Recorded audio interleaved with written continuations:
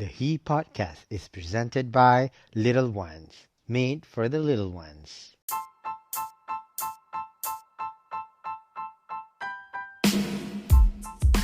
Who is he? He is me. Hi, I'm Rafi Redzwan. This is he. Here is my chance to share some amazing stories with some amazing people that are inspiring to me. He celebrates everyday people of everyday life.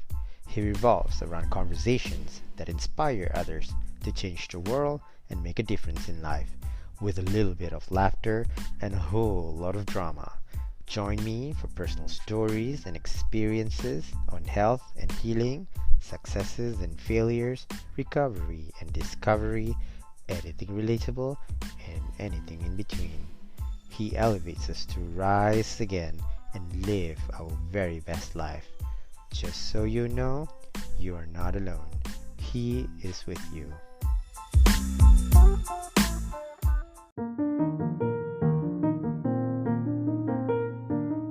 Once upon a time, there was a mother of two little ones.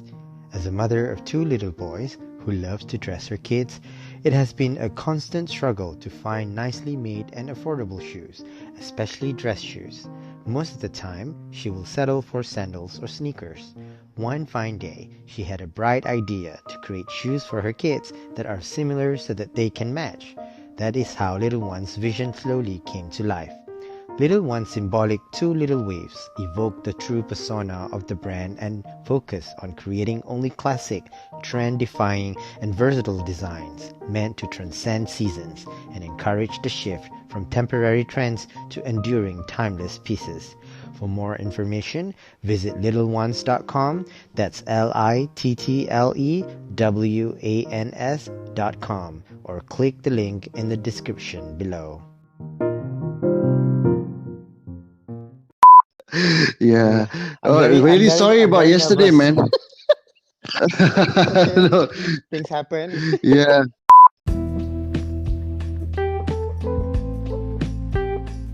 Damian Mikhail leads the story of an award-winning producer, a legendary musician, and an everyday man in the journey within. In this special episode, the conversation explores what makes him the person he is today, how fatherhood has changed him, and what elevates and empowers him to speak his mind and stand firm on the ground courageously. A tribute to 30 years of Damian Mikhail reveals the life behind his early music career experience, the relevance of the current Malaysian music industry, and the obstacles he faces. At home, he is a loving husband and a doting father, a figure known to be an opinionated social advocate. As a reputable music producer and a charismatic musician, he believes the only way forward is to take a step back. This is his story. Hi, Damien. Hi. How are you? Great, great, great. Great. It's been amazing. Yes, We are coming through uh, Ramadan, and it's been amazing. Yeah. yes. Are you working on something new? Yes, I've been very, very busy, with studio work. I've been working on a lot of advertising Yeah. stuff mainly, Wow. but my passion project, basically, I'm actually just taking my time and working on it, and I don't really have a timeline. I'm just like, trying to like rediscover my sounds, and it's a process that I would like to absorb within a certain amount of time. So I'm Mhm. just taking it easy and just going with the flow. This conversation is very special to me, especially I think you and Chip Wansarima wrote a song about hope. And in my journey, in my mental health journey, recovering from suicidal attempts and everything, I think you resonate, the story behind it also resonate with my personal life. And I'm Hmm. very proud to dedicate this episode to a tribute of your 30 years um, of Damian Mikhail music. And I hope this conversation will be about what makes the person you are today and how fatherhood, especially, has changed you, and what elevates Hmm. and empowers you to lead a life with courage to speak your mind and to actually Hmm. stand firm on the ground. And then I think we need a lot more voices like you to change the course of what the future holds. And I would really like to dive deeper into the obstacle you face as an everyday man in the journey within. And then you speak a lot about your children, so we want to Mm-hmm. know about you being a father and a husband, and especially as a well-known and reputable music producer, and how to be a charismatic musician in Malaysia in particular, and a producer in the Mhm. music industry. So what is your definition of the journey within in your life's experience? I believe that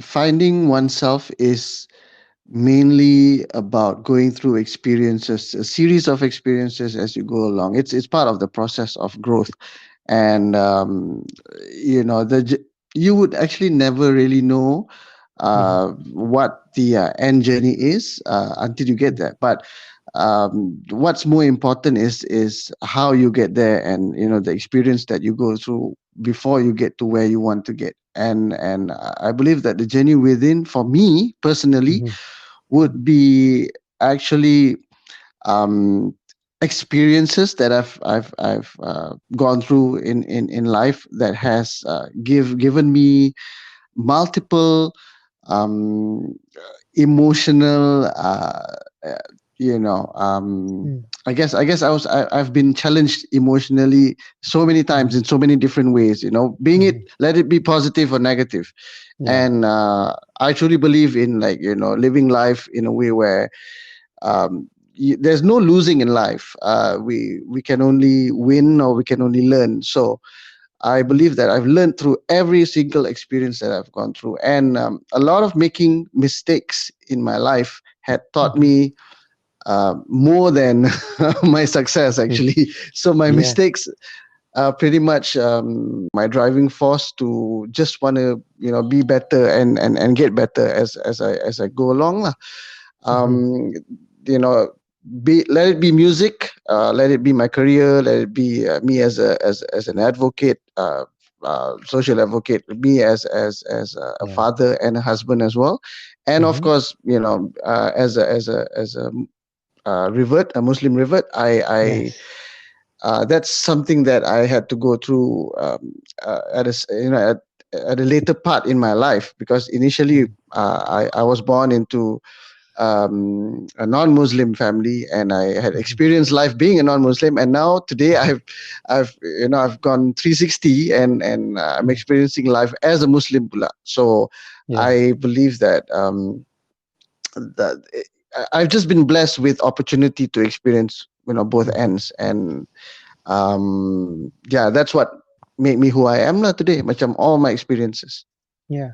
Now, how long have you been a convert? Is it a revert or convert Muslim? How long have you been Okay, well, the term is actually usually referred to as convert, but the right convert? Yeah, term to be used is revert, because revert. as Mhm, Muslim, we believe that, Allah is the creator of everything, everyone, of all people, of all races. He is the yeah. creator. So ultimately, it's about going back to your creator and the ways of how your creator would want you to become, your fitrah. And Mhm, mhm, which is why we refer it to as revert, because we believe that everybody's born a Muslim. mhm. We believe, it's about your journey to find your purpose and your path back to your Yes, maker lah, kan? yes, yes, So yes. that's Yeah, that's why yeah. I refer it to as reverts. And many of us who have embraced Islam from a non-Muslim Mhm, background, we refer to ourselves as reverts as well in Malaysia. mhm, mhm. I'm Yeah. born Muslim. Um, Uh-huh. And throughout that journey, being a Muslim, it's challenging itself for me too. And I think after I got married to a very someone who fully practiced the religion, I'm in that Mm-hmm. journey as well. So I kind of agree with you when you say that everybody is born Muslim, and then at the same time, Yeah. you when you learn your way through that religion, you will always be a revert because Yes. we're not perfect in so many ways. Like I've done my part. That I think it's it can be challenging for me, and then I learned that wow, you know. That's Mm-hmm. my path to lead that life towards more fulfilling, and because of Yes. him, I do it. You know?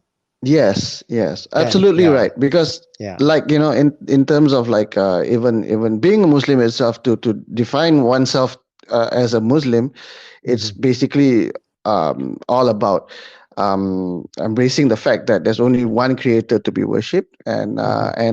you have certain disciplines or certain set of things that you would need to accomplish, and Yes. uh, Yeah. and in order for you to get there, you need to Hmm. do it with good intention, meaning with a very sincere intention. And Hmm. I believe that if you do something, and if you do it for God or your Hmm. creator, Hmm. yeah, you would be doing the right thing, because ultimately it's sincere lah, kan? You're doing it for your maker. Yes. And regardless of how imperfect it would be, because we are Hmm. human beings and we're imperfect, so I believe he understands better lah. I think so If we do it, too. Yes. kan? Yes. Uh, Yeah. Yeah. Yeah. Yeah. Sebab tak boleh, I don't think I can ever be perfect in that sense. I mean, in terms of my prayers, I can try my best, but there will always be time that I will slack. You know what I mean? mm-hmm. And then when you Yeah, slack, and then you feel bad. And when you feel bad, you try to make it better. And then you learn, you go back to it, and you feel like, okay, I'm just not perfect. I tried, yes, but that's as far as you go. That's as far as you can go. yeah, And then you could yeah. And always try he, to like make it better. I think that yeah, is and what he Allah totally looking gets for. it. That's Yes, right. Allah exactly. totally understands that. Ah, So it's okay to can. make mistakes. It's okay Yes. to fluctuate, even in Yes. terms of our iman, kan. So Yes. sometimes we, being human beings, we tend to get lost because of emotions that we go through, happenings in our lives, pressure, Hmm. peer pressure, surroundings. Hmm. And he totally gets it. But like, as I said, macam in terms of the intention too, as long as we know what we're doing is it's with good intent, and Hmm. also it comes from a sincere place. Hmm. Inshallah, I'm pretty sure he would forgive us, because Allah is Maha Pengampun, and Betul. the door to forgiveness is always there, kan? Mm-mm, mm-mm. Yeah, yeah, Yeah. that's true, Damien. What has led you to be on this journey? If you don't mind sharing? I've never had a timeline on when I wanted to revert, Hmm. or I've never had the intention to want to revert, Hmm. from before. I've always been a person who, being a musician, I was into hip hop, I was into R&B, I was into all this. I've always been a person who I would say I would describe as a rebel with a Hmm. cause, I guess, Yeah, with or yes. without a cause. But yeah, You're not I just alone. needed to find. He is I, with you. oh, Okay, it's okay. nice. It's nice to know when you're not alone, because being a You're not rebel alone. tends to keep Yeah. you in that zone where you feel you're alone most of the time, Yes, because yes, yes. you you absolutely macam your thinking, your mindset is always macam against the norm, or against the what standards that are set by the general society, can. So Yeah. being an artistic person myself, I'm a creative myself. So the only way somehow, I don't know, I guess my ideas come to me basically when I look at the flip side of things. So macam if Hmm. someone was to tell me something, I would actually look Hmm. at the contra of it, or the other side of it, so that I would get a better understanding on what the person is trying to tell me, Hmm. and whether it is to validate, or agree with that person, can. So I Yeah. would actually need different perspectives. So I've always been that sort of a person. I grew up in a multiracial, multicultural, multi-religion family, because my Hmm. dad's Chinese Baba Melaka, and Mm. my mom is Indian. And my family pun macam they've, some of them have married Australians, Yeah. Yeah. Americans, and whatnot. So we I have been exposed to be accepting of different cultures and different ways of life of people.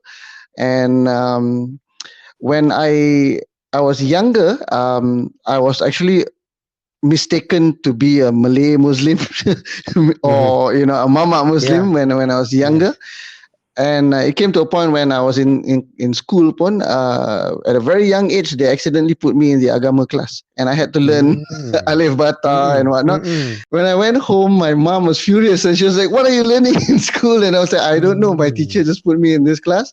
And Mm. then, they got the whole situation rectified when my mom went to school and whatnot. So I guess I've always been surrounded by a lot of Muslims, a lot of Malays, and being in a school where majority of them were Malays anyway, sekolah kebangsaan, and Mm-hmm. with the fact that my family is also very accepting of different religion and different cultures, so I didn't see people for what religion or race they were, but I saw people for how people were as they were lah, Mm-hmm. how they Yeah, treat yeah. people and whatnot. Kan? So that was my gauge on how a person if I would want to be a friends with a person or not lah, because Yeah, you yeah, just it's there are just two kind of people in this world, as good and bad people lah. So yeah. that's how I I see it agree. lah. Yeah, yeah. Yeah, and finding my way to Islam ni is was actually coincidental.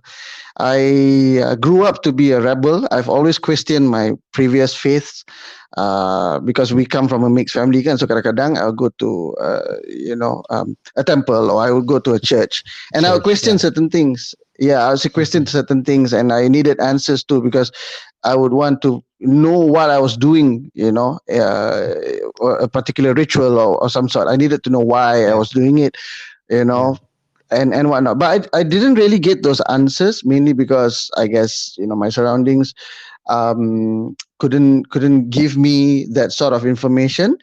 Mm-hmm. And as I went along, I couldn't find the answers. So I started, trying to discover other faiths and other beliefs. Mm-hmm. Mm-hmm. And to be honest, I was actually a major critic of Islam Mm-hmm. when I was younger, Yeah. because I didn't really have the right understanding of it. I've always seen Islam as religion that's very dia suka blame orang. It's very Yeah. punishing. It's all Yes. about punishment, punishment, punishment. And Yes. that was because my I guess my understanding of it was based on hearsay, and I Mm-hmm. didn't verify. I didn't validate what I heard and say, what other people heard and said about the religion. So right up till the point where I started discovering some YouTube videos, friends of mine who discovered, let me discover some ceramah and talks by these ustaz Yeah. and sheikhs all over the world. I realized that there were certain parts of what they spoke about had made sense Mm-hmm. and had given me these answers lah. And which was why I thought, I've always been scared and didn't want to know about Islam. So why don't I just give it a chance, to Mm-hmm. understand it from their perspective. So Yeah. instead of going in and trying to understand it from a Christian or what do you call it, a Hindu Mm-hmm. background of my Mm-hmm. previous understanding, I had to unschool myself. Yes.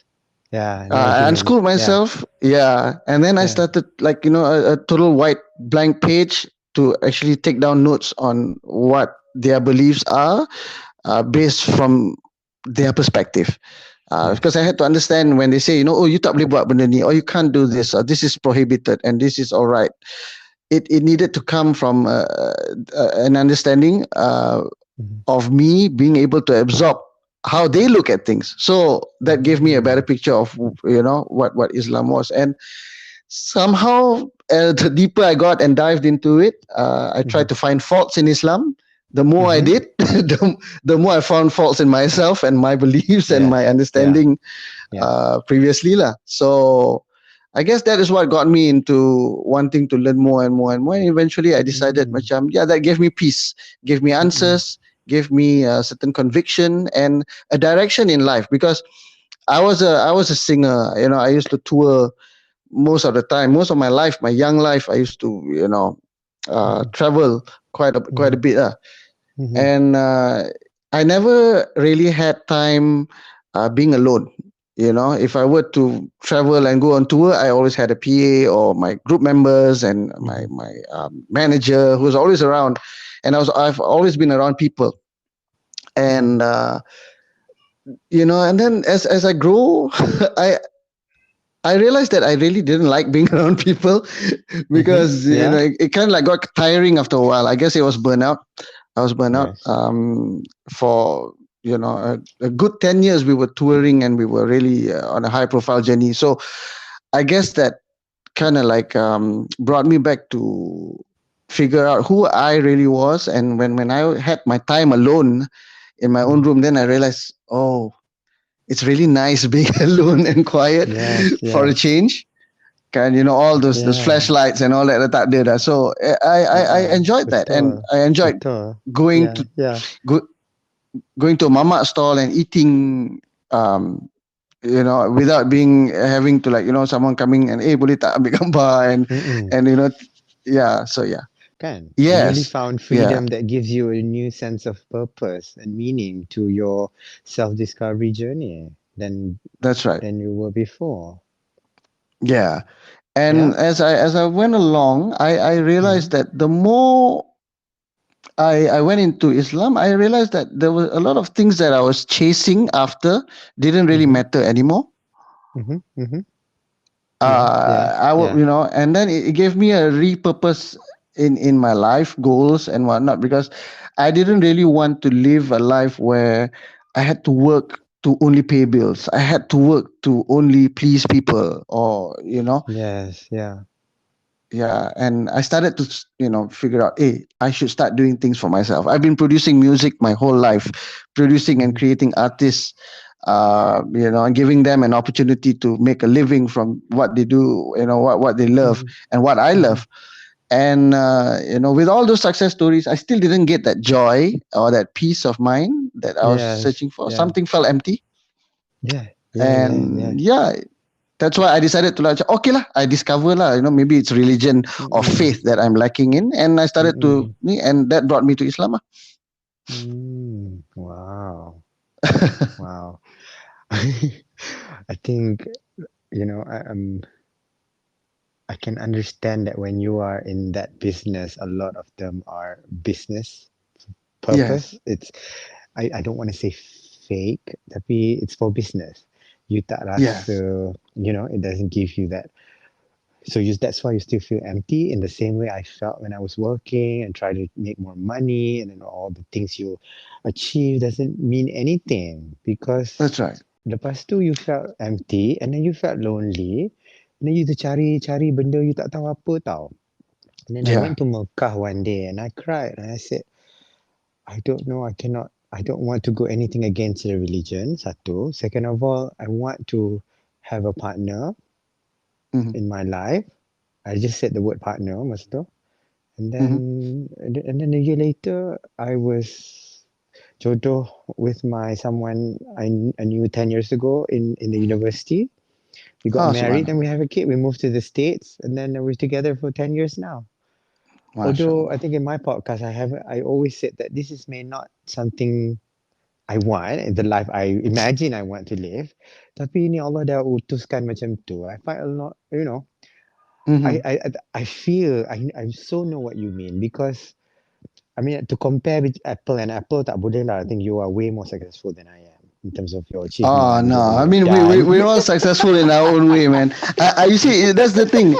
I I you know Tapi, yeah, I believe that uh, you will never realize how much you impact someone or someone's life, even the little things that you do, until yeah, a person comes and tells you, which I make songs. I mean, like, yeah, how impactful could that be? Can I just make yeah, songs, and as you mentioned earlier, macam, okay, Cik Puan Sarima and myself, we kind of like got together during the pandemic, and we realized that mm, a lot mm, of people were going through a difficult time, and they were yes, losing yes, their properties and what they've worked for all these years, and it mm, was it was just flowing out. There was just output, there was no input, business yes, opportunities were zero. people really needed hope. So, which was why we came up with that song, and we Yeah. didn't believe that the song would cure people of mental health. Tapi macam it Yes. will give people that hope that Yeah. if you know, if you just hang on a little bit more, and you know, today might be miserable, you know, but if you Mm-hmm. sleep over it, and Betul. you start fresh tomorrow, kan, it's a new opportunity, kan. So Mm-hmm. I myself pun macam I've had my fair share of stress, you know, mentally, emotionally, throughout Mm-hmm. my journey in music, because you know, Yeah. frustrations in life, goals I wanted to achieve, and which is why I mentioned earlier, macam when I realign my purpose on actually why are we living? Are we living to achieve these goals? Is it what I really want to do? Because that's what I thought I wanted to do. I wanted to be, Mm-hmm. you know, a producer that produces music and be successful and blah blah blah blah. But then I Mm-hmm. realized, no, if I were to produce music and wanting to be successful, and nothing wrong with that. I mean, there are Mm-hmm. people who, it's fine that people who want to have that as their benchmark, but I wanted to do music because I love doing music. I Mm-hmm. enjoyed doing music. It gave me joy, you know. Mm-hmm. And I felt that I should stop doing music to want to be successful and just do music so that, you know, and if it's successful, then meaning I touch people, I touch people's hearts, Yeah. I touch Yeah. people's, you know, emotions, and people could relate to what I was doing. And I started doing a lot of writing. Mm-hmm. I started expressing myself a lot on social media. And previously, when I was actively in the industry, I was a person who didn't really speak much. I didn't really speak my mind out much. Mm. I've Mm. always been the guy in the background, Mm-hmm. the guy who produces music. You know, I've always been in the studio, and when I'm on stage, pun, most of the time I would let the other guys go up front, and I would be the guy behind because I can't dance for nuts. so, Yeah. Yeah. Yeah. so I'll be like, oh, you guys go ahead. You know, you go in front, and I do it belakang.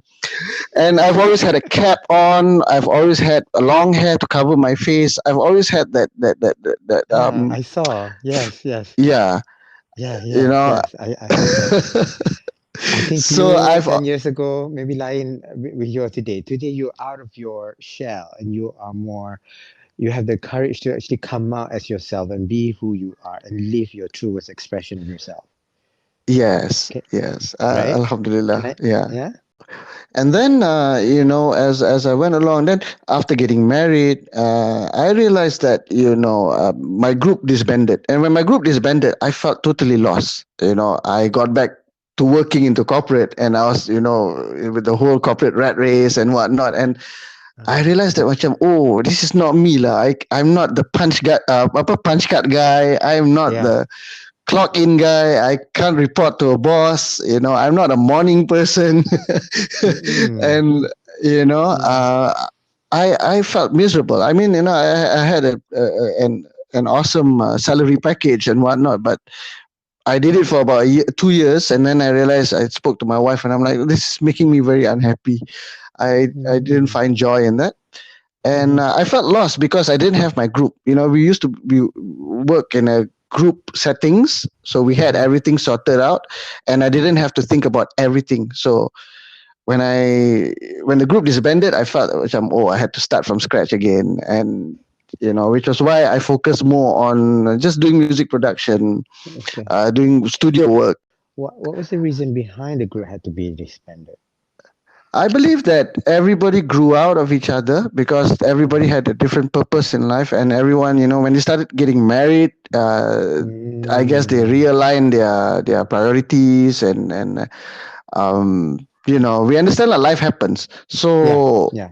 yeah, they had to focus and do what they needed to do, and eventually we Mm-hmm. felt that, you know, it's only best that we ended on a high. We didn't want to, Yeah. like, you know, work on something and then the album tak jadi and whatnot. So since we Yes. were Yeah. already there, we felt that, okay lah, let's just, you know, put it on pause here. And if so happens that we gather together one day in you know, in future, Mm-hmm. it will be because we are friends, you know. Yes. Yes. That would be ultimately, and that's how we started off in the first place, because we were all friends. So we had a common interest for singing in harmony and doing R&B music, and Yeah. you know, we love singing together as a group. So Mhm. that kind of like we kind of like grew out of that and Okay. that phase, Yeah. yeah. And then we had achieved pretty much everything we wanted to achieve, macam, to win awards, to have our song on the radio, to have to have a showcase in Singapore and in Brunei, in Indonesia. So we've pretty much ticked everything off our bucket list, and we realized that, okay, Mhm. let's do our thing now, to find ourselves. Mhm. Yeah, Mhm. and that was what happened. And as we went along, Mhm. finding ourselves, growing as individuals, we tried to gather a few times lah, but it didn't really materialize because I guess it's just not time yet, or maybe we have finally grown out of each other. Yeah. And Yeah. it's something that it was difficult to accept because there were a lot of good fond memories, and that was a big part, a huge part of my music journey and my career. Mm. um, and we tried, but it didn't really materialize and happen. So I Okay. realized that maybe it's time I focused on myself lah, because I've produced Mhm. enough artists, I've done enough work with my group. So maybe it's time Mhm. to think about Damian Mikhail sekejap. Yes. And what is your inspiration behind producing music? I look at music as a way, of course, like everyone else, it's a great way to express how you feel, because Mhm. previously I wasn't as vocal as I was before, so I used to express myself through music. I was rebellious through my music. Mhm. And I like to always do things out of the norm, and do things differently. Mhm. Which is why when I produce one brilliant groups like and talent like Too Fat, Mhm. Yes. and Rish Monu, and all these people that I produced before, wonderful talent. What they brought to me was a chance to be different from what was happening around me in the music industry. I could actually come up and say, "Hey, we are different. This is us. This is ours. This is me. This is my product. This is my sound." Yeah. And back then, it was all about trying to sound, um, I'd say, international, but I would redefine the word international today, because sounding Malaysian is sounding international too. Sounding Yeah. Indonesian is sounding international. Sounding Yes. Singaporean is also international. So you have your own way Yes. of creating your identity. And I grew up in a time where subcultures were very strong. Mhm. If someone were to listen to punk music, he would be very passionate about that, about the culture, and not really listen to hip hop. If you were listening to R&B music, you wouldn't be listening to Malay rock songs, rock apa and whatnot. So people were very passionate about their genres and the subcultures that that identified that gave them identity, Mhm. that sense of belonging lah. But today, everyone pretty much listens to everything and anything, and music has evolved in a way where music has been fused, between subcultures and whatnot. They created something Yes. totally new, and that was what Yeah. I was about back then in the 90s. I always figured, macam, oh, how do you fuse hip hop and jazz? How do you fuse hip hop and asli and ulik mayang Uh-uh. and Yeah. dike barat, Yeah. and Yeah. that was what I felt, macam, when I was listening to the radio back in the day. Pretty much everything was already programmed, and the set list was Mhm. already programmed, and Mm-mm. there was a time where people could request for songs, and most of the songs people requested, mainly Mhm. because we didn't have the internet back then.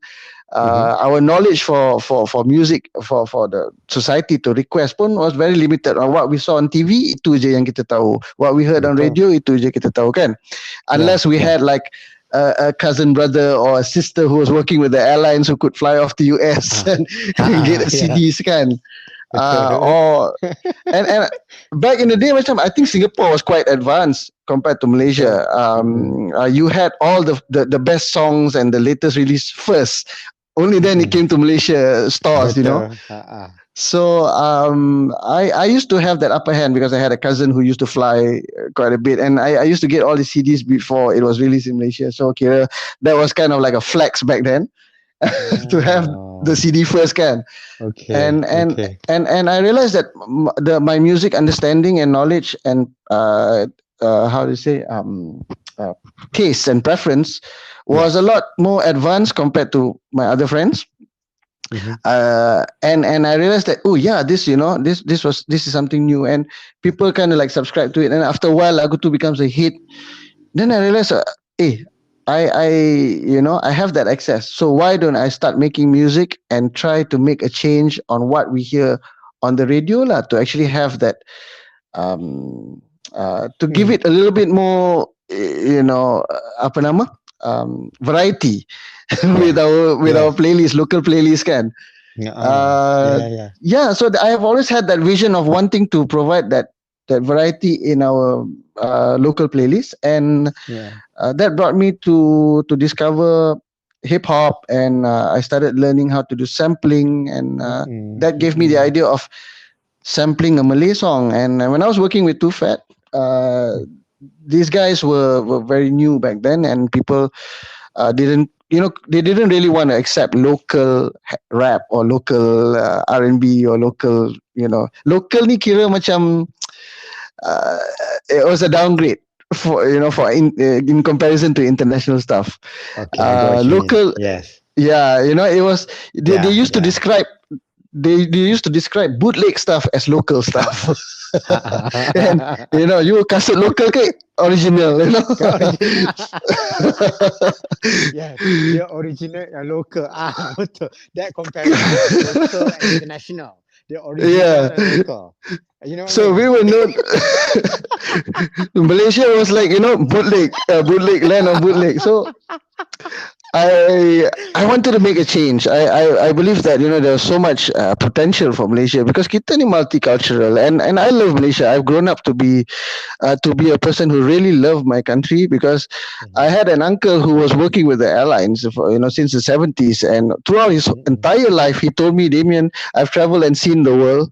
There's no other place like Malaysia, Yeah, to be you're honest. right. And Yeah, kan, yeah, yeah. and I really truly believe that as well, because there's just so much, there's just so much of special things in front of us that we don't appreciate. And uh, that's when I realized, macam, a lot of Malay musicians and singers were really embarrassed to sing Malay songs when it came to the urban market, Mm-hmm. and also a lot of people were embarrassed to sing, or not, were actually afraid to sing English songs and to be presented to the Mm. Malay market, because they would be Mm. totally rejected. Macam when we were singing Mm. back then, R&B, Boys to Men stuff, we actually had people shouting from the crowd, "Oi, balik America lah," Mm. so, Yeah, so yeah. people didn't understand, and it was still, I guess people, it wasn't a normalized thing lah. So I Mm-mm. wanted to break boundaries and langgar, and me being me, I felt that, okay, why don't I create that bridge of having Mm-mm. a song that, you know um, people could listen to and enjoy, people from all walks of life, regardless of race or where you are, Yeah. nationality. Mm-mm. You could enjoy something, and I had this pride of being Malaysian, and which was Mm-hmm. why I started sampling the song Anak Ayam lah. Yeah, And yeah. I got Too Fat to rap on it, and that kind of like worked and actually totally revolutionized the Mm. Malaysian hip hop scene and industry. Yeah, very distinct. And in that music you produced, there is a combination of Western influence, and then Hmm. put so that it fits into the Malaysian market too, and then international as well. Yeah, Kan? yeah. Yeah, but Mm. the song served its purpose at its time, because Yes. back then I was a struggling musician myself, struggling producer myself. Mm-hmm. I didn't have access to a lot of studio equipment, high tech equipment. Mm-hmm. We had very limited amount of funding to get things done in the studio, because studio time was really expensive back then, back in the day. Yeah. Yeah. And so yeah, basically we had to do shows and gigs to save up for studio time and work Mm-hmm. on songs. So I eventually found a way to make beats and create beats just using a PlayStation. Mm-hmm. uh, that was Mm. like, yeah, kind of like something, Wow. I used whatever I had. Wow. If it wasn't a Wow. PlayStation, it would have been a desk in my school where I used to Yes. make beats on. Yes. Wow. Yeah. You give me So goosebumps because look where you are today. I mean, like, I'm sitting in my room using my phone to record a podcast and make it look like wow, But I know back then, but I think it's still expensive today. But it's because now you can buy, there's so many options to it. So maybe yeah, not this as it's expensive as accessible. before. Yeah, Accessible, it's yeah. super accessible. Yeah.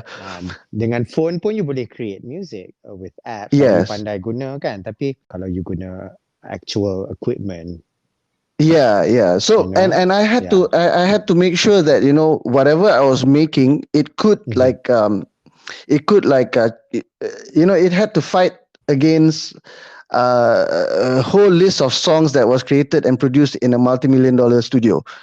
And we were here Mm. working with a PlayStation in a rented Yeah. apartment Yeah. dekat Pantai Hill Park, and we Uh-huh. were Malik and I, we were housemates. Uh-huh. So that's where I came up with the idea of having that. And then when he presented the song to the label, he was signed under Positive Tone and EMI back then. Yeah. Yeah. And Yeah. yeah, somehow the bosses were really pleased to hear that, and it was something totally different. So we Mhm. had an excellent mentor by the name of Ahmad Izam Omar, and Yes. Yes. yeah, he Yeah, he I know was him. pretty much the guy who opened up the door for me, and he was like, "Oh, who's this guy?" And Malik was like, "Oh, it is my housemate Damian, and he's with this group Soul Street and whatnot, blah blah blah blah." Mhm. And he made this with a PlayStation, and he was like, "Hey, get this guy to come to the studio and show me how." Mm. So we didn't have flat screen TVs back then, and we Yeah. we actually carried one those big, huge, bulky T- TV sets, yeah, yeah. Yeah. to The the square studio, ones. walking Yeah. up the stairs, yeah, with my whole box of PlayStation memory cards, Uh-huh. and console and joystick, and we brought it up, and when we presented it, and he was like, "Wow, you did this on PlayStation!" And Alhamdulillah, I mean, the Mm. song went out, and the rest is history, Mm-mm. lah. We managed to win Best Engineered Album for that Yes. album. You won an award for Uh, that, right? You won an award, uh, AIM. yeah, Best English Can. Album. Best English Yeah, album. Yes. Yeah. Yeah. and also Best Engineered. So I was like, wow, we won Best Engineered Album with Huh. a PlayStation produced album, kan? I mean, song, and so much. That was life changing for me because um, I had the bare minimal to work with, and that kind of like got me my first paycheck to buy myself Mhm. my first equipment, proper equipment, yeah, and Mm. yeah, that's how I started, like humble beginnings. So, do you currently own an actual studio, an Yes, actual multi-million dollar studio? uh, Well, not, I wouldn't say multi-million dollar, but but no, the thing about studio equipment is that when you buy it today, it will cost multi-million, but tomorrow it depreciates like nobody's business. depreciate. As Okay. Yeah, and that's the thing about tech. So yeah, but I would say that yes, I have made Yeah. Okay. a substantial amount of revenue from what I've done throughout the years. Yes, it would Hmm. be in sort of like that bracket, but Hmm. um, I would say that what I really earned from working on that album was the experience of working with future legends, and Hmm. they are today, lah. And Yeah. Yeah. that had opened doors to so many other people wanting to do hip hop. That had actually opened doors to the hip hop scene to be able to win. AJL, Anugerah Juara Lagu, and all that. We never thought that would be possible in the mainstream industry, mainstream Malay industry, Yeah. because we've always thought Yeah. that ballads, Malay ballads and whatnot would always be the winners. And we have musicians and composers from Berkeley, and all this Yes. great talent out there again. And Uh-uh. somehow we managed to beat and go against the odds and make that happen after 25 years of Apa Mm-hmm. Kabar, which was won by Joe Flizzo. It was Mm-hmm. best album for AIM, and also Mm-hmm. Anugerah Juara Lagu. It was the best song for the year. Yeah, yeah, I remember. Now, what happened to AIM? I don't see them anymore. AIM was really relevant, back then, when they had a lot of talent coming up with a lot of new music and albums. Mm-hmm. But in today's current situation, actually, Mm-hmm. for the past, like I would say, 8 to 10 years lah, again, it's always been a singles market. So when Mm-hmm. it was a singles market, I guess AIM became irrelevant in that way, because people were not really working on albums anymore. Mainly because I guess the in terms of management wise, I think they had their ups and downs. Okay, okay. To be able to get sponsors, to be able to Mm-hmm. get the audience to watch AIM. AIM Mm-hmm. had a certain degree of standards where it wasn't really about choosing the popular song, but it was actually Yeah, choosing the best out of the best. okay, And okay. most audience in Malaysia ni would prefer to watch an award show that showcased um, Popular. popular stuff, Yes, yeah. mainstream Tak stuff. Yeah. popular, So tak naik lah. Tak boleh. Popular yeah, to network TV is money. Money yes, means you yeah, get advertisement and everything. Kalau tak popular, memanglah macam say macam I kata, dia tak nak. Memang tolak yes, lebih. Dia nak Pamela Henderson, dia nak KJ yang boleh convert to money. But they yeah. no longer see the quality of the production or the stuff anymore. That's That's why I right. think That's right. that's why I am okay. That makes sense now. Okay, Yeah, but I okay. believe that they would be able to make a comeback, because right now we are moving into a more how to say, a open market, where Uh-huh. albums are now made available as well. People are starting to work on albums again, because that kind of like Mm-hmm. gave how to say, a better description on a particular artist. Because back then, when you were to judge an artist based on one single, you would not be able to tap into their true potential on what they could do. Maybe the single might not be their strongest song. Yeah, Sometimes yeah, you need to yeah. work on 10 8 to 10 songs, and Yes. from those 8 to 10 songs too, you will be able to determine which is your strongest song, and which is the most, like, your b-side song, and which is the most filler song. But that gave an artist better that gave people a better option Mm-mm. to identify a certain artist punya style of music. Yeah, Because yeah. lagu laju, then everybody expects the artist to do lagu laju je. Whereas sometimes that artist could sing a slow song, a slow ballad really well. Yeah, yeah, yes. Yeah, Yeah. betul. So albums Mm-mm. give that opportunity and space for artists to be creative and to showcase more of what they can do lah. Mm-mm. Mm-mm. Okay, that's a good explanation. I think recently when I was trying to understand the background of what it was about, and I just no longer realized AIM was no longer there, and because it's irrelevant because of its Mhm. nomination based on the albums and some are singles. Because dah tak ada, dia tak boleh lah buat lagi, and then sponsors pun very difficult Yeah. to get, kan?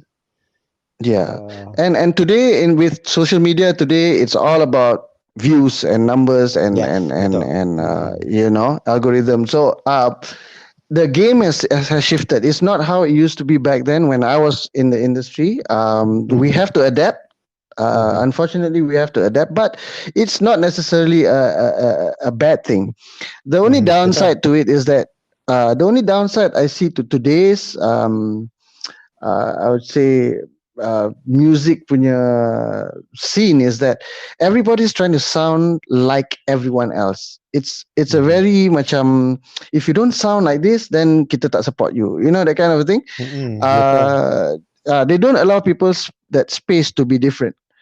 And Mm-mm. whereas back then you would have rappers, a whole line of rappers, but they all sounded different. But today everybody is doing trap, and everybody's rapping the same way and the Same, same yeah. flow. Can Siapa you tak can't kenal dah tell? siapa. You don't know.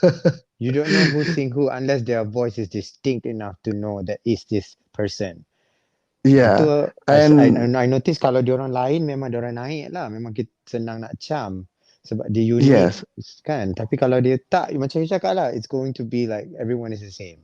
digital Digital? tariffs is also ridiculously low, and which is why Mm-mm. they would have to try and promote the song as much as possible to gain that Mm-mm. revenue in terms of yalah berapa orang nak stream and whatnot kan. Mm-mm. So Mm-mm. I think that that's where we lack today, because there are just so many songs coming out.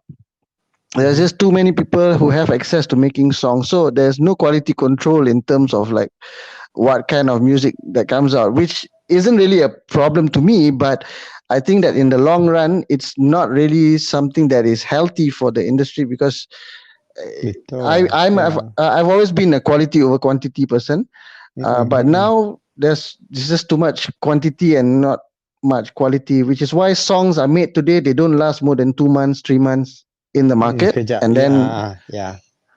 right. But back then, songs Mm-mm. were built to last. I mean, you look at Zainal Abidin. He wrote a song called Hijau, and it's a song that you can sing until today. Dah berapa tahun dah, Betul. and people can relate to it today. It's an issue that everybody can connect to. So that was why I believe that when I'm working on my album, I need to make sure that I'm working on it because I want to make an impact. For people who are going to be 30 in the next 10 years, 5 to 10 years. Yes. So they are, and right now they are 25 or they're 15. Kan? So I can Mm-mm. try to see what's going to be relevant back then. You must have a Yeah. foresight. So when I did Yeah. that with Too Fat, when I did that with hip hop, how I started, I've always had that foresight. And I always believe in that foresight. As many people who told me, oh, this cannot be done. English albums cannot be sold in Malaysia. Tak boleh, Mm. tak boleh jalan. You must do Malay album, Mm-mm. full Malay album. I Mm-mm. totally went against that, and I guess yeah, that took a turn, and Yeah. we had like what an English chart, a Malaysian English top 10 on Mm-mm. Hits FM. Mm-mm. You know, Looking back to it also, like diorang macam especially in Malaysia, daripada tak ada kategori dah pun. Sebab semua kira lagu je. yes, Kan yes, macam kita tengok juara lagu dulu ada kategori lah dia kan, kategori ni kategori, sekarang dia satu semua dah satu lagu. Kalau isi hip hop ke yeah. dia jadi one je lah. Is it because of that too, because of the trend, everyone is making the Yeah, same thing infused with a mix of cultures and influence into that music? Is that the reason why?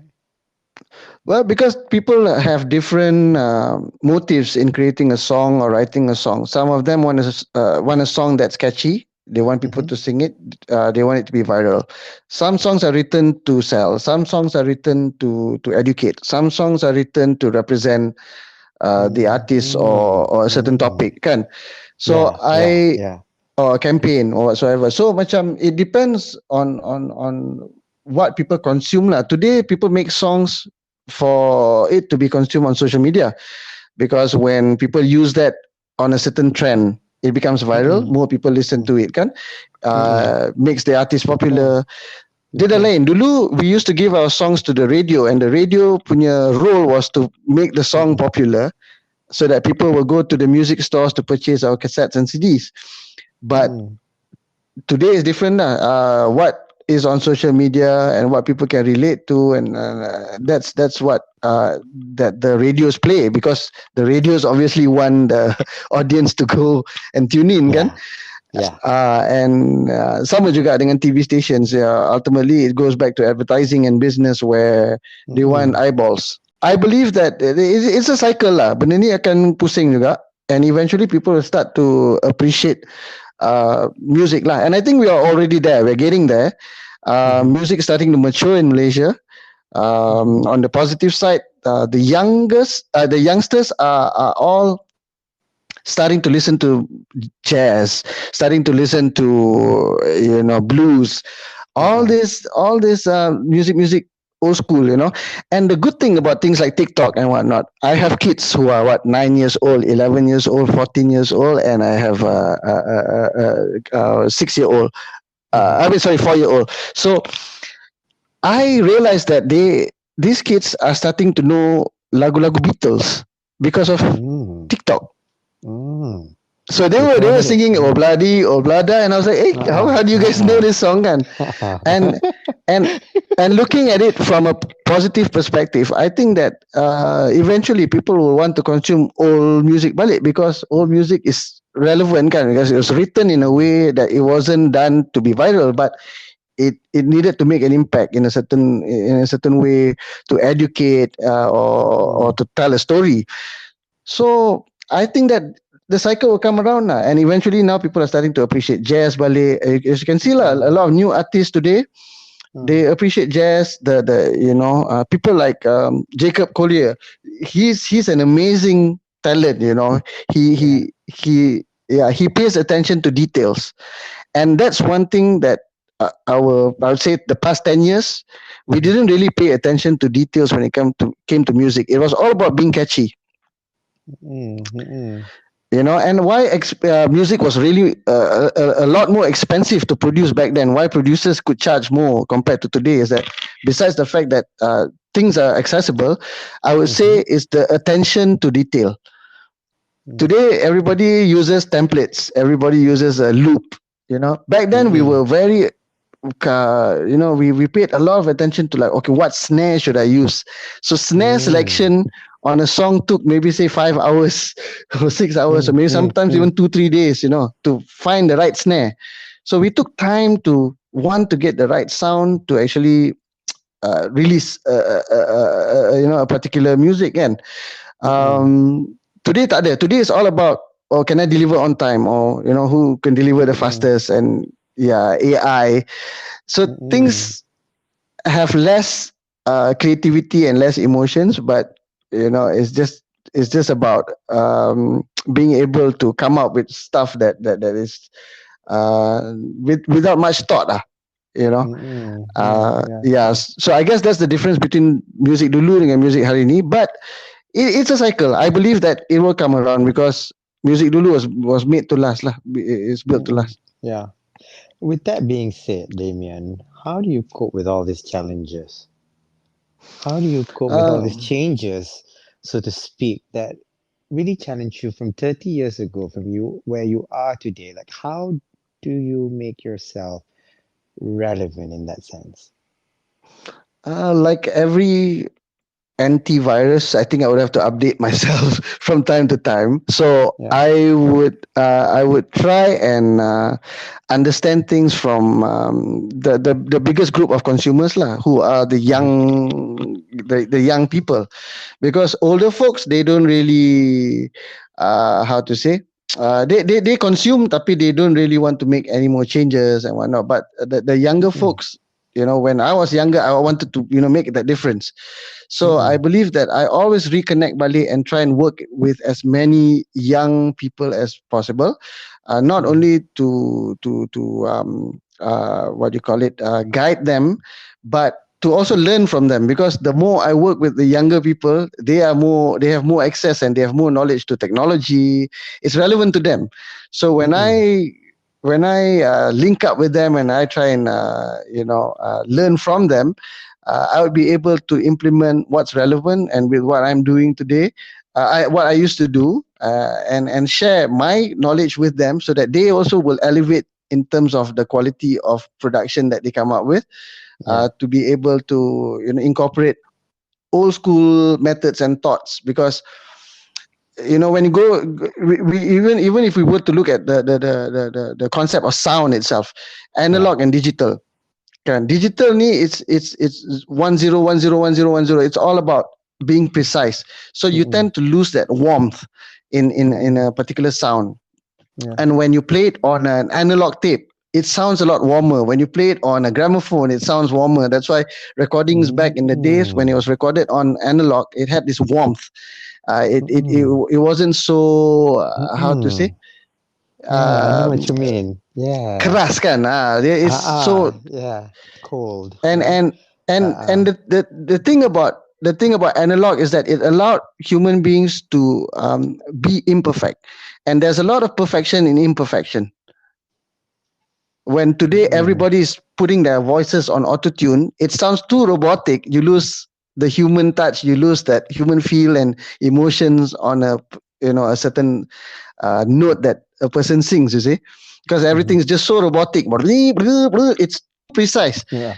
Yeah. And sometimes that imperfection to makes it human, and itu yang bagi dia sedap. You're absolutely Yeah. right. So Now, how does this experience change you? to understand that this industry today, it requires different things than how it was before. Back then, when you were a talented person, if you're a singer, then you need to focus on perfecting your craft as a singer, and Mm-hmm. everything else is pretty much done and it's sorted because you had people. Things were delegated back then to Mm-hmm. a lot of how to say, people who were specialists in their own field. But today, because of the challenges that we face today with budgets, with costings and constraints, and uh, of course, to be competitive with today's needs. um, I think that we have to always accept change. When we're someone who doesn't accept things, then Mm-hmm. we age with what we were doing. Never live with past glory. You Mm-hmm. accept and acknowledge your past glory and celebrate it, but Mm-hmm. don't use that as your benchmark to how to say, um, to want the industry to be. Mm-hmm. That's not Yeah. your best is not what the industry should be lah. You Yeah. should Yeah. give your best so that the industry becomes better, and keep improving. I mean, music evolves every day. It's an evolution from the time it Mm-hmm. was created till today. Music has evolved and evolved and evolved, but the more we evolve, I realize that um, sometimes technology isn't really a good thing, Yeah. and we need to always like take a step back, Mm-hmm. as like when we were if we were to paint a picture or a portrait, Mm-hmm.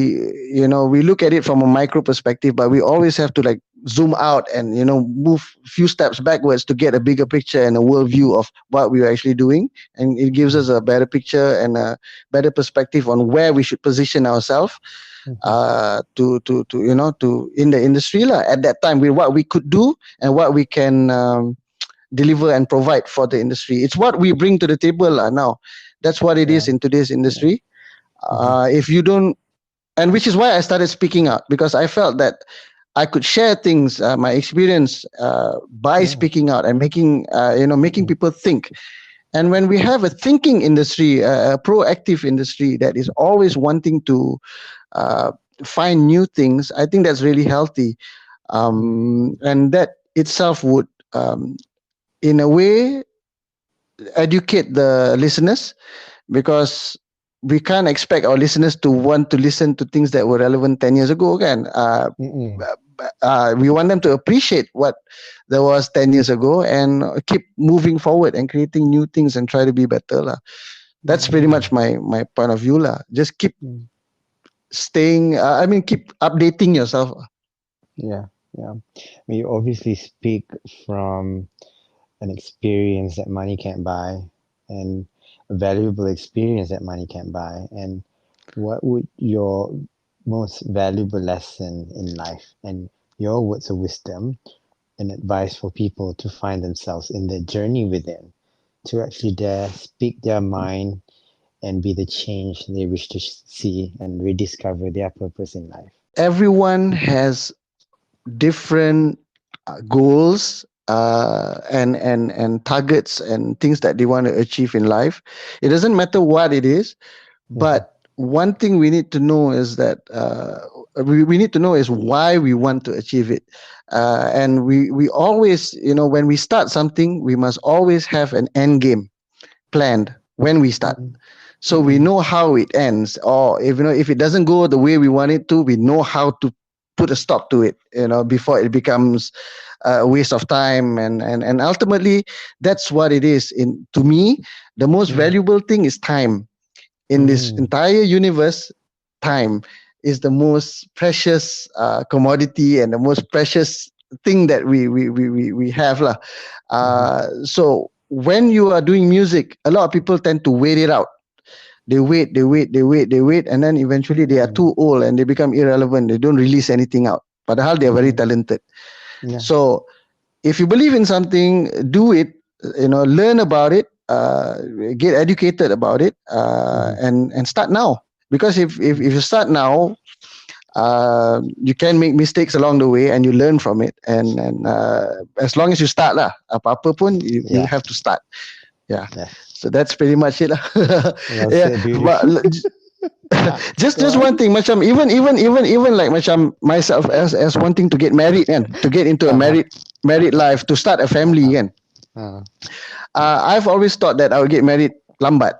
I did get married at 30 years old, Mm-hmm. because I felt that most of my friends were already married and I was the only guy who was not.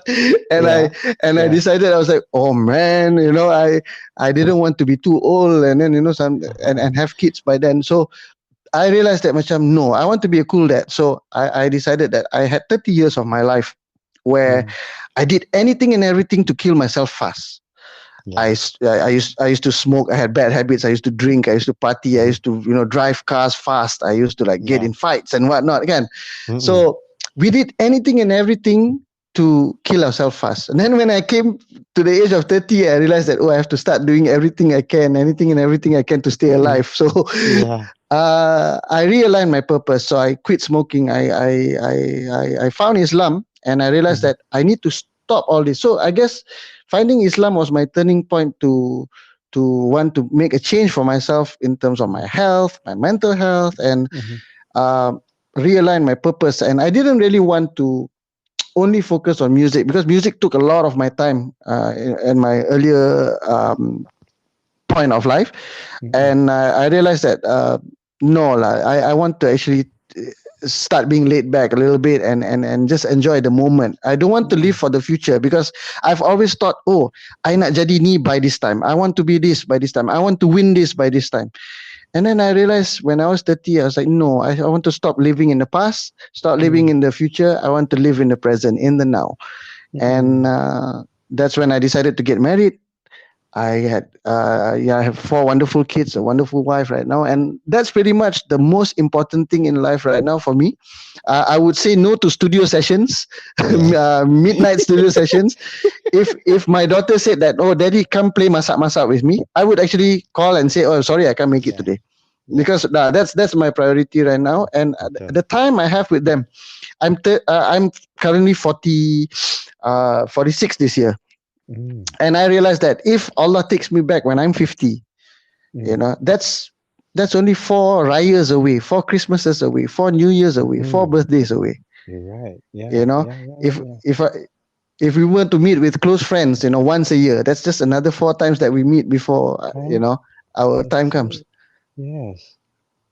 Yeah. So time is anything and everything lah, and kita kena make the best out of whatever time we have right now. So I Okay. only spend time with people who I believe that would be of value lah. If I could give some value, Mm-hmm. because we get pahala when we share knowledge kan dengan orang, Yeah. True. or we do dakwah, or we do charity. Mm-mm. Yeah, those kind of investments lah. Right now, that's what I'm looking at lah, and living in the now. You ever will eventually retire from producing Mm, music? No, I No. can't do that. It's a part of me. Mm-hmm. It's always been a part of me. I tried to go into corporate, leave No. music, and that didn't work out. Okay. No way. I just realized that no, because music has saved me in so many instances. Like when it comes to my mental health, Mm-hmm. my depression, um, it's given me hope, and it's given a lot of other people hope. It has saved lives before. Mm-hmm. I've lost loved ones because of mental health issues, suicide, Mm. and first hand experiences. And I believe that music ni, it's just so underrated lah, the value of music in today's world, Mm. on how much impact it has in our lives, our civilization, in Yeah. our in our Yeah. environment, yeah, Mm-mm. uh, Betul. makes a big difference. Mm-mm. Yeah. Beautifully said. Beautifully said.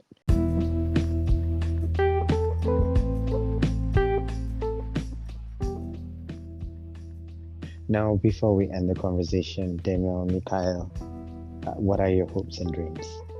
I would love to watch our industry grow further, not stop growing and never stop growing. I would like our people, our Malaysians specifically, to appreciate our own homegrown talent and what we actually really have here, because we usually appreciate what's outside Mm-hmm. and not realize that we have gems and diamonds right here in our own soil. And Yeah. we need to keep on supporting our very own local talent. And I would like to see that, Malaysians be proud to showcase our music one day, as how the Koreans have done with their music and their music Yeah. industry. Yeah, Yeah. I would love to see our people, especially our government. I mean, our government will have Mm. to play a very, very big and important role to enable our music industry punya enthusiasts to go further. Give them the Mm-mm. facilities, give them the right information, the opportunities, the Mm-mm. funding, and of course the infrastructure to enable our music to be showcased outside, because right now Malaysian music is being produced only for Malaysian consumption. Mm-mm. Mm-mm. We hardly promote our music out of Malaysia, and I think that is Mm. why it's taking us very, very long to penetrate through a bigger and a wider audience lah, because the world, there's Mm. 7 billion people in the world. So why are Yeah. we saying Yeah. no to the rest, kan? Mm-mm. Yeah, to penetrate through a bigger and a wider audience lah, because the world, there's Mm. 7 billion people in the world. So why are Yeah. we saying Yeah. no to the rest, kan? Mm-mm. Yeah, and I want to see Malaysian music, I would love to see Malaysian music, old or new, to be sung lah, all around the world lah. That would be an amazing thing. Wow. Wow. Thank you, Damien, for sharing your stories with me. I think you are an inspiration to me and a lot of people. Keep doing what you're doing. You start something, it can turn something big, and you are an experienced person who's been in this for so many years. And Mm-hmm. truly is that Yeah. we can buy it with money, Yes. whatever we Yes. can. Yes. So I'm proud to really hear this. You give me goosebumps throughout the conversation, and I never imagined this day would come that I would be having this conversation with you. I mean, I was quite surprised with the fact that you were surprised I would say yes. The thing is, a lot of people have a misconception of how and who I really am, because I have a different persona when I'm online, but when you know me in person, I'm a totally different person, and that's one thing the industry really doesn't need right now, artists with a huge ego. If you leave your ego away and leave your ego at the door before coming into the studio, you would actually make magical music, and you will make honest, sincere music that will go really far lah. But the only setback that we have today in today's industry, with amongst artists and whoever lah that's in the industry, is not being able to set their egos aside. And if they can set their egos aside and collaborate, then we will be able to celebrate everybody's music. Wow. Sekian saja tazkirah saya. Having this to be in this so-called industry juga kan. I mean, I had a fair share juga lah experience with ego, and it's not very nice. Yeah. Kan. So I know where you're coming from, and you work with people who are really successful, like Siti Nurhaliza and all these people. Yeah. And then the funny thing is that the really successful ones, they don't have an ego. Tak ada. And that's why they're successful. That's why they're successful. Yes, betul. So True. Okay. that's a major setback lah for any artist lah. When you have ego, memang you can't go far. Susah. And I also think that in that work to collaborate, it's important to set the terms straight. The terms that this is what not like to tarik tali, kadang macam tak tahu apa dia nak sebenarnya, lepas tu keluar melodi. Yeah, betul tak? Kan tadi masa discussion tu tak cakap pun yang you have to be paid this, or this is my terms and this is the organizer's term. Tahu-tahu masuk chord, masuk melodi, tapi sebenarnya when ada discussion semua tak nak cakap, macam takut kan. The problem with that is because yes, I agree with you, and I feel you, because I think that the biggest issue for most artists dekat Malaysia ni is for them to be able to draw boundaries. And that's when it. Yes, when you draw boundaries dekat Malaysia ni, if you draw boundaries, then they say you sombong, artis ni belagak, artis ni demand. Yes, actually you should be setting your boundaries, so then I can decide, or organizers can decide, okay, this is your terms, this is how much this person would cost, and if I want it, if I can afford it, I would say yes to it. Tak boleh, I cakap tak boleh. Simple kan? Tapi tapi dia jadi tak. Bila kita artis set the terms, artis kerja like your time semua kena ada harga. You tak boleh free barang kan. Yeah, but I think that you see sometimes a lot of artists, they measure their time based on money, the value of money. Sometimes it doesn't have to be money, and we in this industry it's all about collaborating. So when we set boundaries, we also have to respect other people's boundaries and their contribution. So macam in my case, I believe that I'm a victim as well. So sometimes I just post a status up, and then tiba-tiba dia becomes headline of news, kan? They take it out of context. But that's part and parcel of the industry. And to me, it's how we want to tukar negativity into positivity lah. So for me, I believe that reporters are doing their work. I myself, I was in New Straits Times before. I used to be a writer for New Straits Times, and I was with the entertainment desk back then lah. This was in 1995. After school, so I was stringer dekat NST, and I realized that when it comes to being a reporter ni, all they really need is some form of recognition for what they do lah. So as I said, artis yang terlalu ego ni, then they will not have a good relationship dengan the press or people within the press punya circle, kan. Like in my case, I make it a point to speak to them, to treat them like a friend lah, sebab they are going to help us to promote kita punya ni. So we need to be, yalah, kita punya PR tu is important lah, but at the same time, boundaries are boundaries lah. But when we are friends with the press and friendly with the press, we will be able to channel those boundaries to in a friendlier manner. Yes, and it's a win-win. And celebrity gets the publicity, dia orang dapat story, and then dia dapat story, and then they also get advertisement, marketing ke apa ke, you pun dapat publicity tu for you to grow also, because that's how it should work, kan. Tapi bila the ecosystem lah, kita kena respect the ecosystem. So I totally get where you're coming from, and I hope that would also change in the future. And I think, I'm so proud to really have this conversation with you. You made my life feel lively in this journey. Thank you, Damian. I'm just a call away. I mean, anything at all, bro. Just a call away. No help.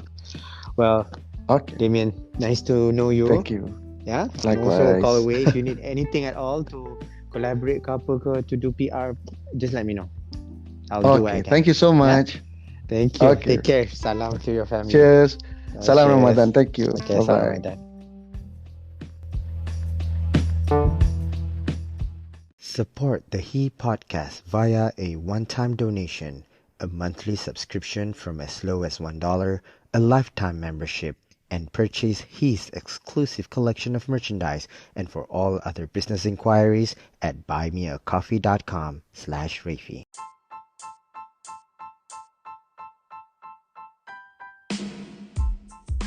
Thank you for listening to He. A new episode is available every Thursday, and don't forget to subscribe, rate, and review. We'd love to hear from you.